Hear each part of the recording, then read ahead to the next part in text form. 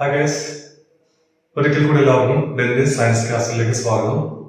ഒരു തൊട്ടിൽ കൊണ്ട് ഒരു പ്രാപഞ്ചിക സത്യം തെളിയിക്കാൻ സാധിക്കുമോ? അതാണ് നമ്മുടെ ഇന്നത്തെ അന്വേഷണം.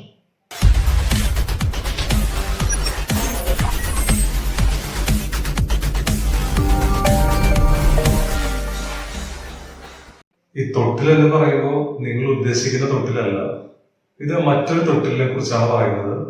ഈ തൊട്ടിൽ പറയുന്നവരാണ് ന്യൂട്ടൺസ് ക്രാഡിൽ, അല്ലെങ്കിൽ ന്യൂട്ടന്റെ തൊട്ടിൽ എന്ന് വേണമെങ്കിൽ മലയാളത്തിൽ പറയാം. അപ്പോൾ നമുക്ക് ആദ്യം ഈ ന്യൂട്ടൺസ് ക്രാഡിൽ എന്താണ് എന്ന് നോക്കാം. ഇതാണ് ന്യൂട്ടൺസ് ക്രാഡിൽ. ഈ ന്യൂട്ടൺസ് ക്രാഡിൽ ഡിസൈൻ ചെയ്തിരിക്കുന്നത് എങ്ങനെയാണെന്ന് വെച്ച് കഴിഞ്ഞാൽ, ഇതിൽ തുല്യ മാസുള്ള 5 ബോളുകളുണ്ട്. ഇത് സ്റ്റീൽ ബോളുകളാണ്. ഈ 5 ബോളുകളെയും തുല്യ നീളമുള്ള ചരടില് ഈ രീതിയിൽ സസ്പെൻഡ് ചെയ്തിട്ടുണ്ട്. സോ ഈ ബോളുകൾ നമുക്ക് അങ്ങോട്ടും ഇങ്ങോട്ടും ചലിപ്പിക്കാം.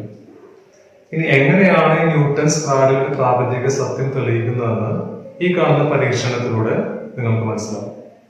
So let's watch the experiment. ഇവിടെ ആദ്യം ഒരു ബോൾ ഹിറ്റ് ചെയ്യിക്കുമ്പോൾ എതിർദിശയിൽ നിന്ന് ഒരു ബോൾ തന്നെ അതേ വെലോസിറ്റിയിൽ തെറിച്ചു പോകുന്നത് കാണാം. അതുപോലെ 2 ബോളുകൾ ഹിറ്റ് ചെയ്യിക്കുമ്പോൾ മറുവശത്തു നിന്ന് 2 ബോളുകൾ അതേ വെലോസിറ്റിയിൽ തെറിച്ചു പോകുന്നത് കാണാം.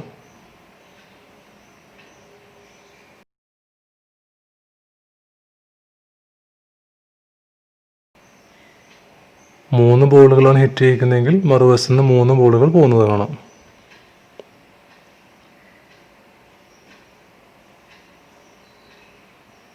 ഇനി ഇരുവശത്തു നിന്നും ഓരോ ബോളുകൾ ഹിറ്റ് ചെയ്യിക്കുകയാണെങ്കിൽ ആ ബോളുകൾ ഇരുവശങ്ങളിലേക്കും ഒരേ വെലോസിറ്റിയിൽ തെറിച്ചു പോകുന്നത് കാണാം. അതുപോലെ 2 ബോളുകളാണെങ്കിൽ 2 വശത്തു നിന്നും അതേ വെലോസിറ്റിയിൽ തെറിച്ചു പോകുന്നത് കാണാം. ഇനി നമുക്ക് ഇതിന്റെ വിശദീകരണത്തിലേക്ക് വരാം. ഈ ബോളിന്റെ മാസ് 100 ഗ്രാം ആണെന്ന് സങ്കല്പിച്ചു കഴിഞ്ഞാൽ അത് കിലോഗ്രാമിലേക്ക് കൺവേർട്ട് ചെയ്ത് കഴിഞ്ഞാൽ it will be equal to 0.1 kilogram. ഈ ബോൾ ഞാൻ ഇവിടുന്ന് ചലിപ്പിക്കുമ്പോൾ അത് 10 മീറ്റർ പെർ സെക്കൻഡിൽ സഞ്ചരിക്കുന്നു എന്ന് സങ്കല്പിക്കുക. അങ്ങനെയാണെങ്കിൽ ഈ ബോളിന്റെ മൊമെന്റം എന്ന് പറയുന്നത് P is equal to mv, mass into velocity എന്ന് പറയുന്നത് മാസ് 0.1, വെലോസിറ്റി 10 ആണെങ്കിൽ 0.1 into 10 is equal to 1 kilogram meter per second ആണ് ഈ ബോളിന്റെ ഇവിടുത്തെ ആക്കം അല്ലെങ്കിൽ മൊമെന്റം. ഈ ബോൾ ഇങ്ങോട്ടേക്ക് ചലിക്കുമ്പോൾ ബാക്കി 4 ബോളുകളും റെസ്റ്റിലാണ്. സോ ആ 4 ബോളിന്റെയും മൊമെന്റം 0 ആയിരിക്കും. സോ ബിഫോർ കൊളിഷൻ, കൂട്ടിയിടിക്കുന്നതിന് മുമ്പ് ഈ സിസ്റ്റത്തിന്റെ ആകെ ആക്കം എന്ന് പറയുന്നത് ഈ ബോളിന്റെ മൊമെന്റം പ്ലസ് ഈ 4 ബോളിന്റെ മൊമെന്റമാണ്. So it can be written as, ഈ ബോളിന്റെ മൊമെന്റം നാം കണക്കാക്കി 1 കിലോഗ്രാം മീറ്റർ പെർ സെക്കൻഡ് ആണ്. ഈ 4 ബോളുകൾ നിശ്ചലമായതുകൊണ്ട് അതിന്റെ മൊമെന്റം 0 ആണ്. So 1 plus 0 is equal to 1 kilogram metre per second ആണ് ബിഫോർ കൊളിഷൻ ഈ സിസ്റ്റത്തിന്റെ ആകെ ആക്കം. ഇനി ഈ ബോൾ ഇവിടെ വന്നിടിച്ചു കഴിഞ്ഞാൽ ഇവിടെ നിന്ന് ഈ ബോൾ ഇടതുവശത്തേക്ക് തെറിക്കും. ഇടതുവശത്തേക്ക് ആ ബോൾ തെറിക്കുന്നത് ഈ ബോളിന്റെ വെലോസിറ്റി എത്രയാണോ അതേ വെലോസിറ്റിയിലായിരിക്കും ഇടതുവശത്ത് ബോൾ തെറിച്ചു പോവുക. അങ്ങനെയാണെങ്കിൽ ആ ബോളിന്റെ വെലോസിറ്റി 10 മീറ്റർ പെർ സെക്കൻഡ് ആയിരിക്കുമല്ലോ. ഈ സമയത്ത് ഈ സിസ്റ്റത്തിന്റെ ആക്കം എങ്ങനെയായിരിക്കും എന്ന് വെച്ച് കഴിഞ്ഞാൽ, ഈ ബോളിന്റെ മൊമെന്റം എന്ന് പറയുന്നത് 0.1 into 10 meter per second is equal to 1 kilogram meter per second ആയിരിക്കും. ആ സമയത്ത് ഈ 4 ബോളുകൾ റെസ്റ്റ് ആയതുകൊണ്ട് ആ 4 ബോളുകളുടെ മൊമെന്റം 0 ആയിരിക്കും. സോ ആഫ്റ്റർ കൊളിഷൻ ഈ ബോളിന്റെ momentum 1 kilogram metre per second ആണ്. ഈ 4 ബോളുകളുടെ മൊമെന്റം 0 ആണ്. So 1 plus 0 is equal to 1 kilogram meter per second. അപ്പൊ ഇതിൽ നമുക്കൊരു കാര്യം മനസ്സിലായി. When an object collides with another object, the total momentum before collision and the total momentum after collision will be constant. ഒരു വസ്തു മറ്റൊരു വസ്തുവിൽ കൂട്ടിയിടിക്കുമ്പോൾ കൂട്ടിയിടിക്കുന്നതിന് മുമ്പുള്ള മൊമെന്റവും കൂട്ടിയിടിക്ക് ശേഷമുള്ള മൊമെന്റവും സ്ഥിരമായിരിക്കുമെന്ന് നമുക്ക് ഇതിൽ നിന്ന് മനസ്സിലാക്കാം. ഇനി ഇതേ എക്സ്പെരിമെന്റ് തന്നെ 2 ബോളുകൾ വിട്ടു കഴിഞ്ഞാൽ, അപ്പൊ 2 ബോളുകൾ എന്ന് പറയുമ്പോൾ 100 plus 100 200 ഗ്രാം ആയി. എന്ന് വെച്ച് കഴിഞ്ഞാൽ 0.2 കിലോഗ്രാം മാസ് ഉണ്ട്. ഇവയും 10 മീറ്റർ പെർ സെക്കൻഡ് വെലോസിറ്റിയിൽ സഞ്ചരിക്കുകയാണെങ്കിൽ ഈ 2 ബോളുകളുടെ ആക്കം എന്ന് പറയുന്നത് 0.2 into 10 is equal to 2 kilogram meter per second ആണ്. ആ സമയത്ത് ബാക്കി 3 ബോളുകൾ റെസ്റ്റിലാണ്. So their momentum will be 0.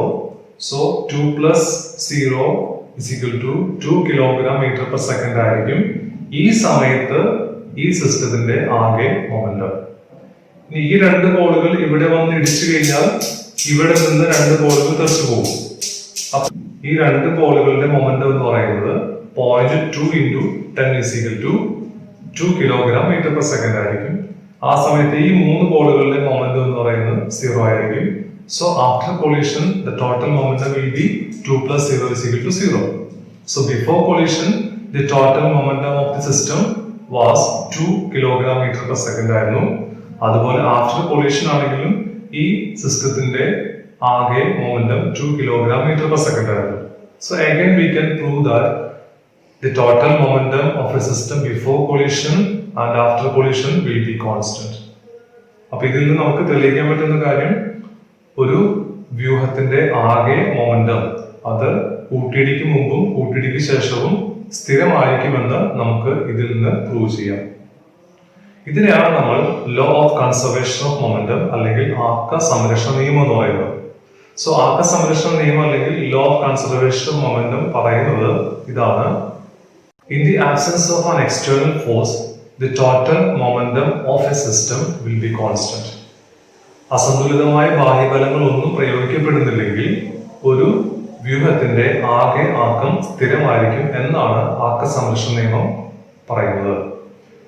അപ്പോൾ ഇവിടെ നിങ്ങൾ ഒരുപക്ഷെ ആലോചിച്ചേക്കാം, ഇവിടെ ബോൾ വന്നിടിക്കുമ്പോൾ ഇവിടെ ഉണ്ടാകുന്ന ബലം എക്സ്റ്റേണൽ ഫോഴ്സ് അല്ലേ അല്ലെങ്കിൽ ബാഹ്യബലം അല്ലേ എന്ന് ചിന്തിച്ചേക്കാം. ഇവിടെ ഈ ബലം കൺസിഡർ ചെയ്യപ്പെടുന്നത് ഈ സിസ്റ്റത്തിനുള്ളിലുള്ള ബലമായതുകൊണ്ട് ഇവിടെ അത് ഇന്റേണൽ ഫോഴ്സ് ആയിട്ടാണ് നാം കണക്കാക്കുന്നത്. സോ ഇവിടെ ഒരു എക്സ്റ്റേണൽ ഫോഴ്സ് ആക്ട് ചെയ്യപ്പെടുന്നില്ല എന്ന് നമുക്ക് പറയാം. അപ്പോൾ ആക്ക സംരക്ഷണ നിയമം അല്ലെങ്കിൽ law of conservation of momentum അനുസരിച്ച് നമുക്കൊരു ഇക്വേഷൻ എഴുതാം. m1u1 plus m2u2 is equal to m1v1 plus m2v2. Equation കാണുമ്പോൾ നിങ്ങൾ പേടിക്കേണ്ട ആവശ്യമൊന്നുമില്ല, അത് വളരെ സിമ്പിൾ ആയിട്ട് നമുക്ക് ഇത് വെച്ച് പറയാം. ഈ ഇക്വേഷൻ നമുക്കൊന്ന് അനലൈസ് ചെയ്യാം. m1u1 എന്ന് പറയുന്നത് ആദ്യത്തെ ബോളിന്റെ മാസ് ഇൻറ്റു ആദ്യത്തെ ബോളിന്റെ വെലോസിറ്റി ആണ് m1u1. m2u2 എന്ന് പറയുന്നത് ബാക്കിയുള്ള 4 ബോളുകളുടെ മാസ് അതുപോലെ അതിന്റെ വെലോസിറ്റി ആണ്. So this is m1u1. അത് നമ്മൾ ആദ്യം കണ്ടു കഴിഞ്ഞു 1 kg/s ആയിരുന്നു. ആ സമയത്ത് 4 ബോളുകളുടെ ആക്കം m2u2 ആയിട്ട് സങ്കല്പിച്ചു കഴിഞ്ഞാൽ അത് 0 ആണ്. So 1 plus 0 is equal to 1 kg/s ആണ് ബിഫോർ കൊളീഷൻ ഈ സിസ്റ്റത്തിന്റെ ടോട്ടൽ മൊമെന്റം. ഇനി after collision the mass of this ball is considered to be m1 and its velocity is v1. So after collision ഇതിന്റെ momentum എന്ന് പറയുന്നത് m1 v1 ആവുന്നു. ആ സമയത്ത് ഈ 4 ബോളുകളുടെ മാസ് m2 ആയിട്ട് കൺസിഡർ ചെയ്യുന്നു. ആ സമയത്ത് ഈ 4 ബോളുകളുടെയും വെലോസിറ്റി v2 ആയിട്ട് കൺസിഡർ ചെയ്യുന്നു. അപ്പൊ അങ്ങനെയാണെങ്കിൽ ഇവിടെ ഈ ബോളിന്റെ ആക്കം 1 kg/s ആണെന്ന് പറഞ്ഞു. അത് m1 v1 ഈക്വൽ ആണ്. ഈ 4 ബോളുകളുടെ മൊമെന്റ് നമ്മൾ പറഞ്ഞു കഴിഞ്ഞു m2 v2 ആണ്, അത് 0 ആണെന്ന് പറഞ്ഞു കഴിഞ്ഞു. So after collision m1 v1 that is 1 plus 4 ബോളുകളുടെ momentum m2 v2 that is 0. So total momentum 1 plus 0 is equal to 1 kg/s. അങ്ങനെയാണ് നമുക്ക് m1 u1 plus m2 u2 is equal to m1 v1 plus m2 v2 എന്നുള്ള ഇക്വേഷനിലേക്ക് എത്തുന്നത്. So this equation is known as the equation of law of conservation of momentum. ആക്ക സംരക്ഷണ നിയമത്തിന്റെ സമവാക്യമാണ് ഈ പറഞ്ഞ ഇക്വേഷൻ. ഇനി ഇതിന്റെ പ്രാക്ടിക്കലായ വശങ്ങളിലേക്ക് പോവാം. നമ്മളിപ്പോൾ കുറച്ച് സിസ്റ്റങ്ങളെ കുറിച്ച് പറഞ്ഞു, ഐസൊലേറ്റഡ് സിസ്റ്റത്തിനെ കുറിച്ച് പറഞ്ഞു. ഇതുപോലുള്ള ചില സിസ്റ്റങ്ങൾ നമുക്കൊന്ന് പരിഗണിക്കാം. ഉദാഹരണത്തിന് ഒരു തോക്കിൽ നിന്ന് ഒരു വെടിയുണ്ട ചീറിപ്പായുമ്പോൾ ആ തോക്കും വെടിയുണ്ടയും that can be considered as a system. അതൊരു സിസ്റ്റമായിട്ട് നമുക്ക് പരിഗണിക്കാം. അപ്പൊ തോക്കിന്റെ മാസ് ക്യാപിറ്റൽ എം ആയിട്ട് പരിഗണിച്ചു കഴിഞ്ഞാൽ വെടിയുണ്ടയുടെ വെലോസിറ്റി സ്മോൾ ലെറ്റർ വി ആയിട്ട് പരിഗണിച്ചു കഴിഞ്ഞാൽ നമുക്കറിയാം before firing and after firing the total momentum will be constant. വെടിവെക്കുന്നതിന് മുമ്പും വെടിവെക്കുന്നതിന് ശേഷവും തോക്കിന്റെയും അതുപോലെ ബുള്ളറ്റിന്റെയും ആകെ ആക്കം സ്ഥിരമായിരിക്കും. So before firing, the gun and the bullet remain at rest, so their momentum will be zero. So we can write as before firing, the total momentum is equal to 0 plus 0 is equal to 0. Then what will be the momentum of the system after firing? ഫയറിംഗിന് ശേഷം ഈ സിസ്റ്റത്തിന്റെ momentum എന്തായിരിക്കും? Suppose തോക്കിന്റെ mass capital M ആയിട്ടും തോക്കിന് ഉണ്ടാകുന്ന velocity capital V ആയിട്ടും ബുള്ളറ്റിന്റെ mass small letter M ആയിട്ടും ബുള്ളറ്റിന് ഉണ്ടാകുന്ന velocity small letter V ആയിട്ടും പരിഗണിച്ചു കഴിഞ്ഞാൽ the equation becomes capital M into capital V plus small m into small v will be equal to 0. നിങ്ങൾ നേരത്തെ പഠിച്ചിട്ടുണ്ട് ന്യൂട്ടന്റെ മൂന്നാം ചലന നിയമപ്രകാരം വെടിവെക്കുമ്പോൾ തോക്ക് പിന്നിലേക്ക് റീകോയിൽ ചെയ്യുമെന്ന് പഠിച്ചിട്ടുണ്ട്. ആ റീകോയിൽ ഉണ്ടാവുന്ന വെലോസിറ്റി ആണ് ഇവിടെ ക്യാപിറ്റൽ വി ആയിട്ട് നാം പരിഗണിക്കുന്നത്. So the equation becomes m v, that is capital M into capital V plus small m into small v equal to 0. അങ്ങനെയാണ് we can write it as capital M into capital V is equal to minus small letter m into v എന്ന് എഴുതാമോ? ഇനി ഇതിൽ നിന്ന് can we find the velocity of the gun when it recoils? അത് കണ്ടെത്താൻ പറ്റുമല്ലോ. So we can write it as capital V is equal to minus m into small letter v divided by capital M. So ഈ ഇക്വേഷനിൽ ബുള്ളറ്റിന്റെ mass അതുപോലെ ബുള്ളറ്റിന് ഉണ്ടാകുന്ന velocity അതിനെ തോക്കിന്റെ mass കൊണ്ട് divide ചെയ്ത് കഴിഞ്ഞാൽ എത്ര വെലോസിറ്റിയിലൂടെയാണ് തോക്ക് പിന്നിലേക്ക് റീകോൾ ചെയ്യുന്നതെന്ന് നമുക്ക് കണ്ടെത്താൻ സാധിക്കും. സോ ഇവിടെ തോക്കും അതുപോലെ ബുള്ളറ്റ് എന്ന് പറയുന്നത് ഇതൊരു സിസ്റ്റമാണ്. ആ സിസ്റ്റത്തിന്റെ ആക്കം എപ്പോഴും സ്ഥിരമായിരിക്കും.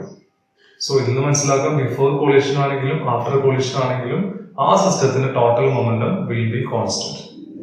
ഇതുപോലെ നമ്മുടെ ചുറ്റുപാട് നടക്കുന്ന പലതരത്തിലുള്ള കൊളീഷൻസ് ഉണ്ട്. വാഹനങ്ങൾ തമ്മിൽ കൂട്ടിയിടിക്കുമ്പോൾ ഉണ്ടാകുന്ന കൊളീഷൻസ്. ഈ കൊളീഷൻസിനെല്ലാം ഉദാഹരണത്തിന് ഒരു കാറ് ഒരു ബൈക്കിന്മേൽ കൂട്ടിയിടിക്കുമ്പോൾ അല്ലെങ്കിൽ ഒരു ബസ് ഒരു കാറിന്മേൽ കൂട്ടിയിടിക്കുമ്പോൾ അവിടെ ആ രണ്ട് വാഹനങ്ങളെ നമുക്ക് ഒരു സിസ്റ്റമായിട്ട് പരിഗണിക്കാം. അങ്ങനെ ഇടിച്ചു കഴിഞ്ഞാൽ അവിടെ ഉണ്ടാകുന്ന total momentum will be constant. So ഈ principle law of conservation of momentum ഇതിന് നമുക്കൊരു പ്രാപഞ്ചിക സത്യമായിട്ട് നമുക്ക് പരിഗണിക്കാം. ഏതൊരു സിസ്റ്റം എടുത്തു കഴിഞ്ഞാലും ആ സിസ്റ്റത്തിന്റെ ആക്കം സ്ഥിരമായിരിക്കും എന്ന് പറയുന്നത് നമുക്ക് ഈ പരീക്ഷണത്തിലൂടെ തെളിയിക്കാൻ പറ്റും. ഇപ്പോൾ നിങ്ങൾക്ക് മനസ്സിലായല്ലോ ഇതൊരു സാധാരണ തൊട്ടിലല്ലാണ്. ഈ തൊട്ടിൽ ഉപയോഗിച്ച് നമുക്ക് law of conservation of momentum എന്ന് പറയുന്ന ഒരു പ്രാപഞ്ചിക സത്യം വളരെ എളുപ്പത്തിൽ തെളിയിക്കാം. യഥാർത്ഥത്തിൽ ന്യൂട്ടൺ ആണോ ഇത് കണ്ടുപിടിച്ചത് എന്നുള്ളതിനെ കുറിച്ച് ഇപ്പോഴും ഒരുപാട് സംശയങ്ങൾ നിലനിൽക്കുന്നുണ്ട്. മാരിയസ് ജെ മോർട്ടൺ എന്ന് പറയുന്ന വ്യക്തിയാണ് ആദ്യമായി ഈ പേര് നിർദ്ദേശിച്ചതെന്ന് പറയപ്പെടുന്നു. പിന്നീട് സൈമൺ പ്രിബിൾ എന്ന് പറയുന്ന ഒരു ആക്ടറാണ് ഇതിന് ഇത്രയധികം ജനകീയമായ ഒരു പേര് കൊടുത്തത് എന്ന് പറയപ്പെടുന്നുണ്ട്.